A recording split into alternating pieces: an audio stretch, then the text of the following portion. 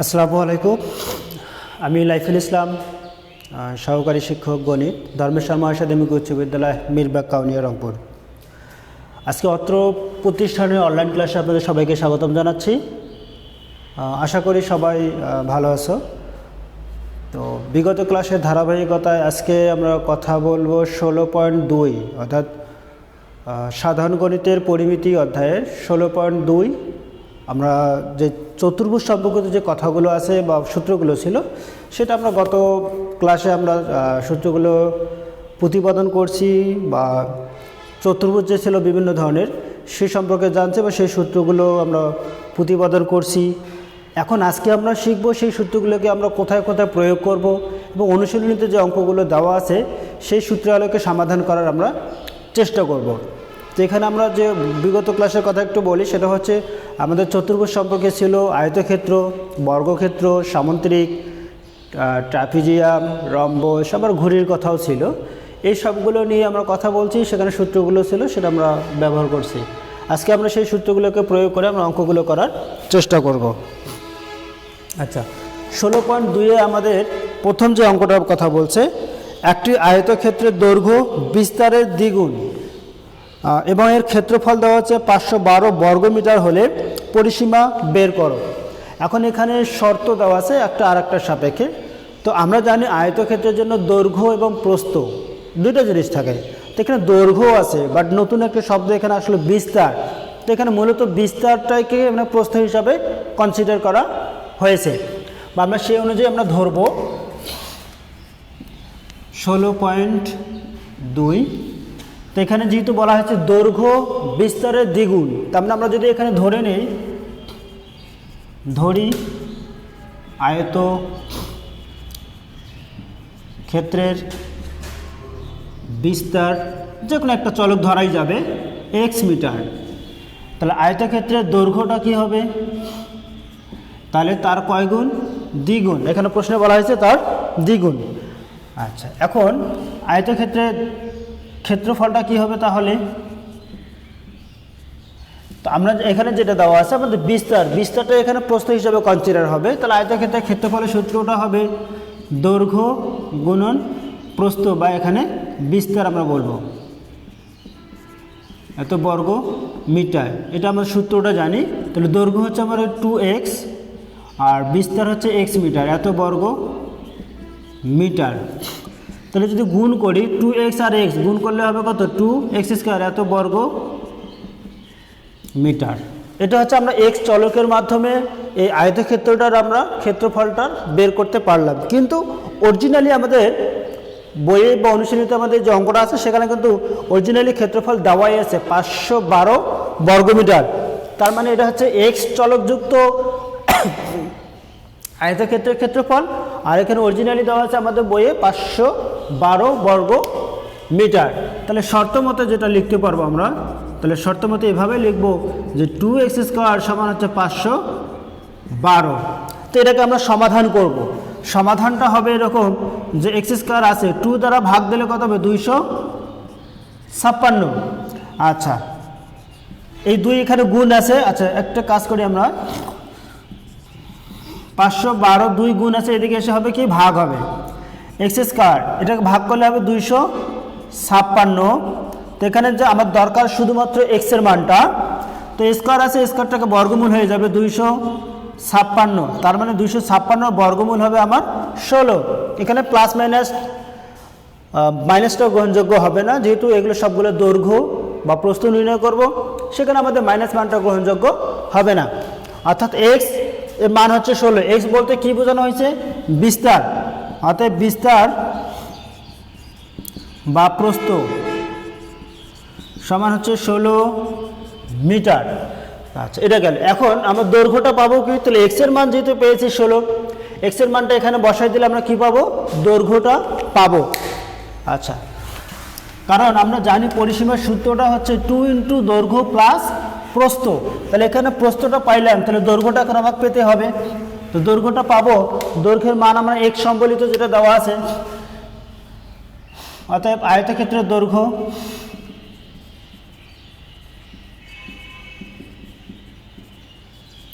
দৈর্ঘ্যটা হবে 2 ইন্টু কত 16 এত মিটার, তার মানে 16 দুগুণে কত 32 মিটার আয়তক্ষেত্রের। তাহলে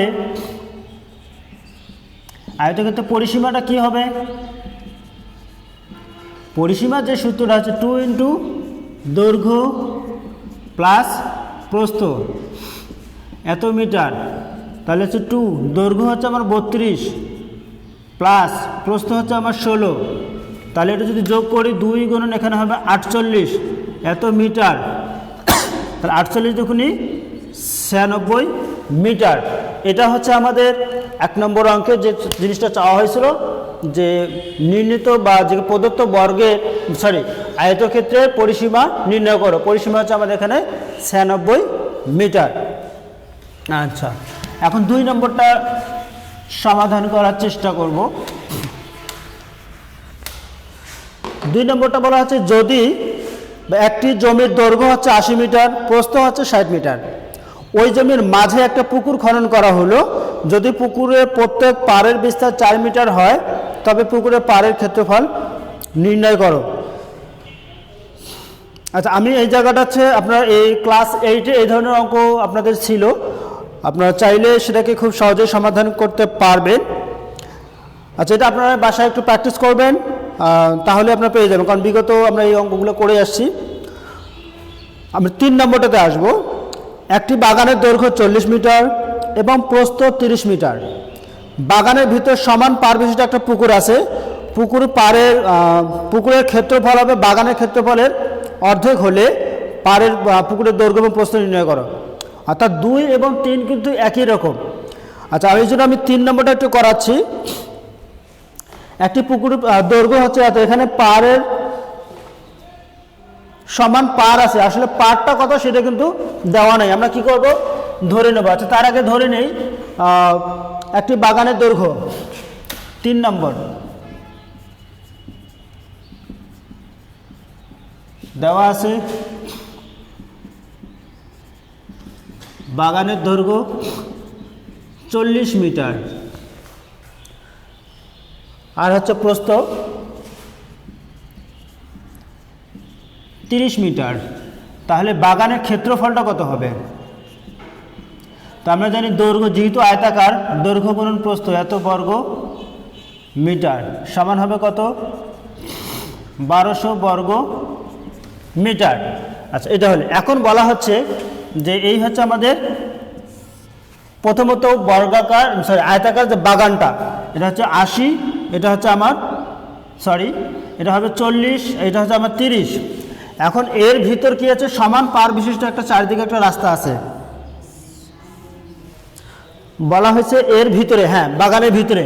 তাহলে এখন পার কত সেটা কিন্তু জানি না, তার মানে ধরে নিলাম পার হচ্ছে x করে। তাহলে পার বাদে ভিতরে যেটা আছে একটা পুকুর আছে, এই পুকুরের ক্ষেত্রফলটা হবে বাগানের ক্ষেত্রফলের অর্ধেক।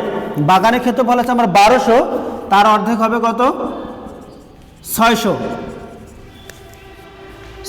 তাহলে আপনার শর্তটা এখানে বের করতে হবে যে পার বাদে পুকুরের দৈর্ঘ্যটা কত এবং প্রস্থটা কত, সেখান থেকে পুকুরের ক্ষেত্রফলটা আমরা মানগুলো বসালে আমরা অ্যান্সারটা পেয়ে যাব। আচ্ছা, এখানে চিত্রগুলো খুব আবশ্যিক কিনা সে বিষয়টা হচ্ছে আমি বলি। এখানে যেহেতু আমাদের ABCD নামকরণে কোনো প্রাধান্য পাবে না, সুতরাং চিত্রটাও এখানে অত গ্রহণযোগ্যতা পাবে না। দিলেও ক্ষতি নাই, না দিলেও সমস্যা হবে না, যেহেতু এখানে ABC বা এরকম কোনো কিছু আমাদের ধরার দরকার হবে না। আচ্ছা, এখানে যেটা লিখবো যে ধরি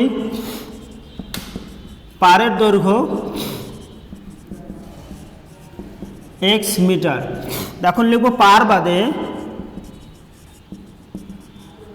পুকুরের দৈর্ঘ্য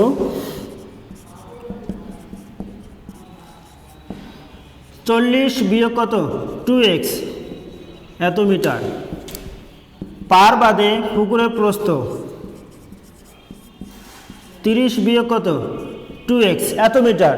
তাহলে পার বাদে পুকুরের দৈর্ঘ্য এটা, পুকুরের প্রস্থ এটা, তাহলে পুকুরের ক্ষেত্রফলটা পাবো কি দৈর্ঘ্য গুণন প্রস্থ, এটা পাবো পুকুরের ক্ষেত্রফল। তবে পুকুরের ক্ষেত্রফল বই আর একটা শর্ত দেওয়া হয়েছে, পুকুরের ক্ষেত্রফলটা হবে বাগানের ক্ষেত্রফলের অর্ধেক।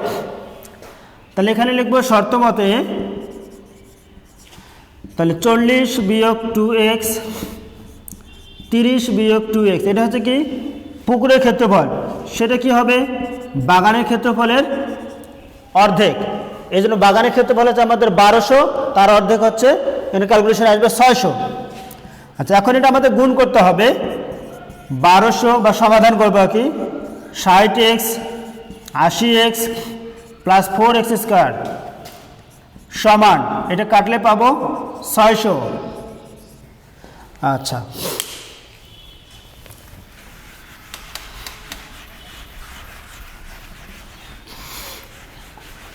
এটাকে সমাধান করতে হবে। তাহলে এখানে হচ্ছে 1200, এই 600কে এই পাশে নিয়ে আসবো 600,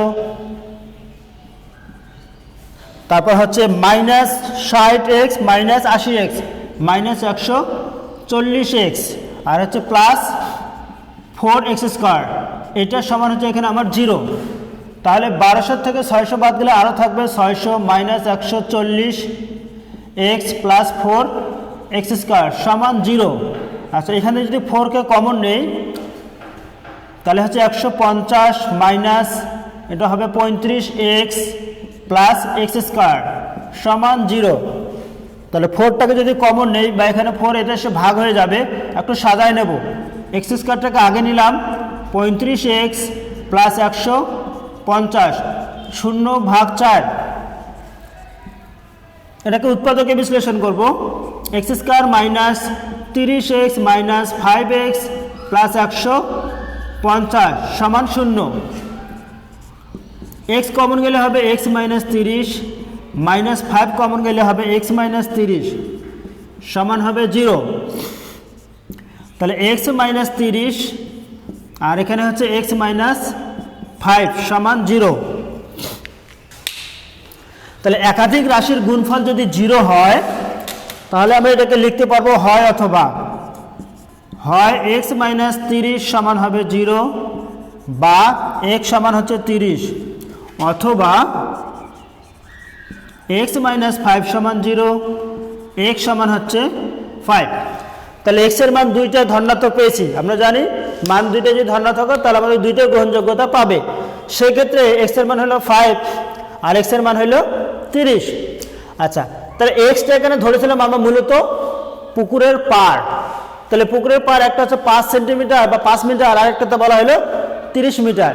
কিন্তু আমরা প্রথম দিকে যেটা ছিল বাগানের দৈর্ঘ্য এবং প্রস্থ, বাগানের দৈর্ঘ্যটা হচ্ছে 40 আর প্রস্থটা হচ্ছে 30। এখন ব্যাপারটা দেখো, পাড়ের দৈর্ঘ্য যদি 30 হয় আর ওখানে জমির প্রস্থ হচ্ছে 30, তাহলে জমির সমান যদি পুকুর হয় তাহলে বাগান থাকবে কোথায়? বাগান তো থাকবে না। সুতরাং এখানে দেখা যায় যে পুকুরের পাড় আর হচ্ছে জমির বিস্তার বা প্রস্থ দুইটাই সমান হওয়ার কারণে এই মানটা গ্রহণযোগ্য হবে না। পুকুরের পাড় ও বাগানের প্রস্থ সমান 30 হওয়ার কারণে x সমান 30 গ্রহণযোগ্য নয়। সুতরাং পাড়ের বিস্তার আর একটা মান আছে, x সমান হচ্ছে 5 মিটার, তাহলে পাড়ের বিস্তারটা হবে আমার 5 মিটার। তাহলে 5 মিটার যদি পাড়ের বিস্তার হয় তাহলে এখন চাইছে আমাদের যে পাড়ের দৈর্ঘ্য এবং প্রস্থ নির্ণয় করো। তাহলে x এর মানটা আমাদের ওখানে বসাইতে হবে।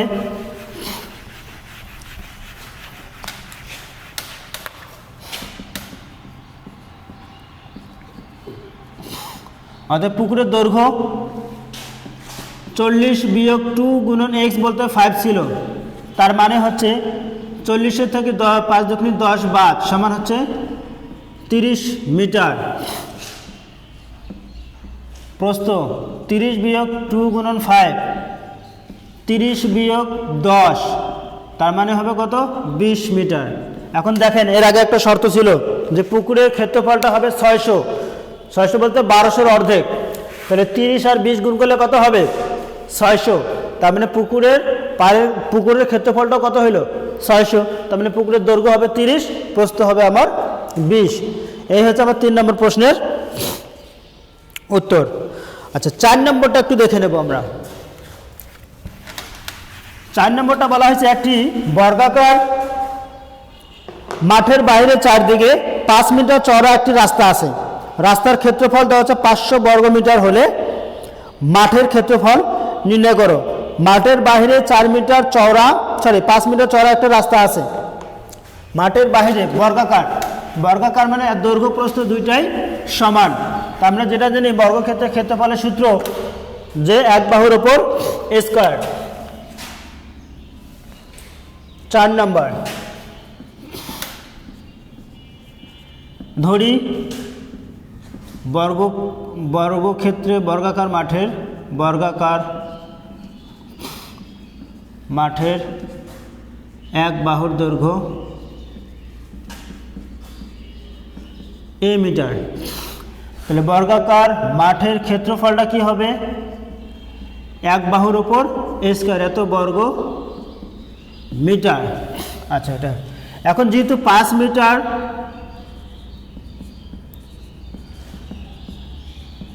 চওড়া বিশিষ্ট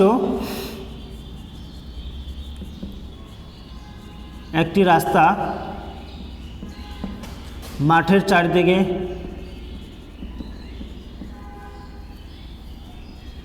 চারদিকে বিদ্যমান,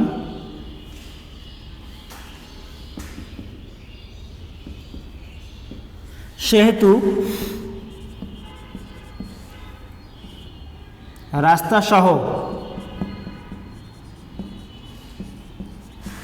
মাঠের দৈর্ঘ্যটা হবে x প্লাস 2 গুণন s তো না a 2 গুণন 5 এত মিটার সমান হচ্ছে a প্লাস 10 মিটার। তাহলে রাস্তা সহ মাঠের ক্ষেত্রফল a প্লাস 10-এর ওপর কী হবে a স্কয়ার, এত বর্গ মিটার। আচ্ছা এখন যেটা হবে, এখন বলছে মাঠের ক্ষেত্রফল। বিষয়টা হচ্ছে এরকম, বর্গাকার ছিল, এই হচ্ছে একটা বর্গাকার মাঠ, এর বাইরে কি আছে 5 মিটার চওড়া সমান একটা রাস্তা আছে, এটাও 5 এটাও 5 5 5, এই হলো রাস্তাটা।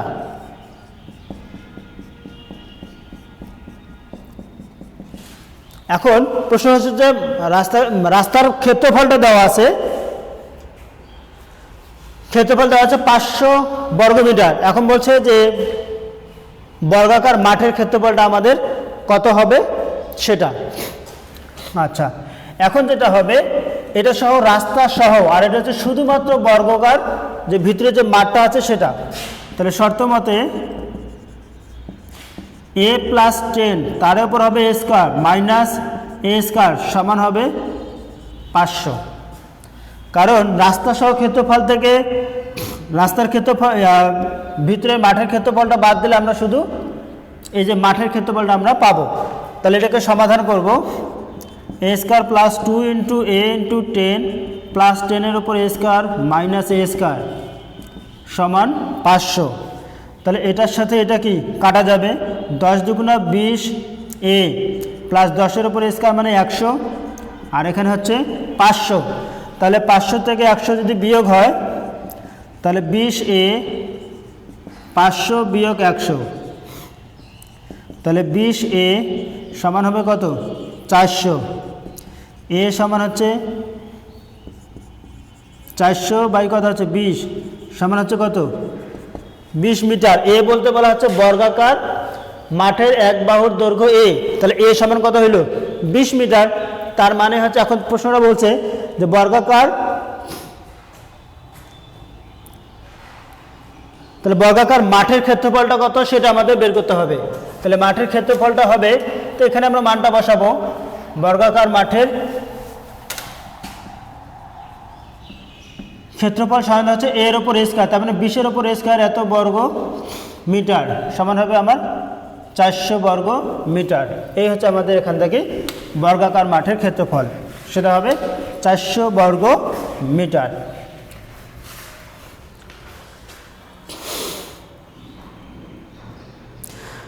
আচ্ছা, আপাতত আজকে এ পর্যন্তই থাকবে। আমরা আপনাদেরকে যে আমি মাঝখানে 2 নম্বর অঙ্কটা করাই নেই, 2 আর 3 কিন্তু একই রকম ছিল। আপনারা এই 2 নম্বরটা বাসায় নিজে নিজে প্র্যাকটিস করবেন, সাথে অন্যান্য অঙ্কগুলো করার চেষ্টা করবে। তো আজকে আপাতত এই পর্যন্তই সমাপ্ত ঘোষণা করে সবাইকে ধন্যবাদ এবং সালাম জানিয়ে শেষ করছি। আসসালামু আলাইকুম।